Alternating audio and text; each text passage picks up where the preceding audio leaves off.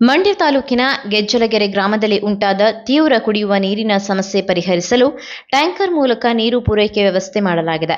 ಜನರ ಸಂಕಷ್ಟವನ್ನು ಗಮನಿಸಿ ಕೇಂದ್ರ ಸಚಿವ ಎಚ್.ಡಿ. ಕುಮಾರಸ್ವಾಮಿ ಅವರು ತಕ್ಷಣ ಕ್ರಮ ಕೈಗೊಂಡಿದ್ದಾರೆ.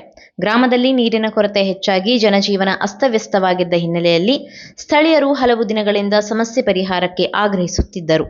ಈ ಹಿನ್ನೆಲೆ ಗ್ರಾಮಕ್ಕೆ ಟ್ಯಾಂಕರ್ಗಳ ಮೂಲಕ ನೀರು ಪೂರೈಕೆ ಆರಂಭಿಸಲಾಗಿದೆ.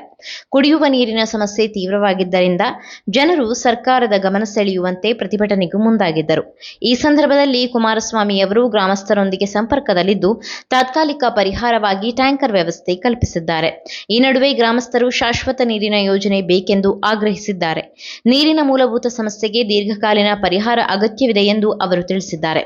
ಒಟ್ಟಿನಲ್ಲಿ ಗೆಜ್ಜಲಗೆರೆ ಗ್ರಾಮದಲ್ಲಿ ತಾತ್ಕಾಲಿಕವಾಗಿ ನೀರಿನ ಸಮಸ್ಯೆ ಪರಿಹಾರವಾಗದಿದ್ದರೂ ಶಾಶ್ವತ ನೀರು ಪೂರೈಕೆ ಯೋಜನೆಗಾಗಿ ಸರ್ಕಾರದ ಮುಂದಿನ ಕ್ರಮಗಳತ್ತ ಎಲ್ಲರ ಗಮನ ನೆಟ್ಟಿದೆ. ನೀವು ಸಣ್ಣ ಆಗ್ಬೇಕಲ್ವಾ? ಅದು ಒಂದು ಉತ್ತಮ ಆಹಾರದಿಂದ ಸಣ್ಣ ಆಗ್ಬೇಕಲ್ವಾ? ಪ್ರತಿದಿನ ನಮ್ಮ ಜೀನಿ ಸ್ಲಿಮ್ ನ ಯೂಸ್ ಮಾಡಿ ಯಾವುದೇ ಸೈಡ್ ಎಫೆಕ್ಟ್ ಇಲ್ದಂಗೆ ನೀವು ಸಣ್ಣ ಆಗ್ತೀರಾ.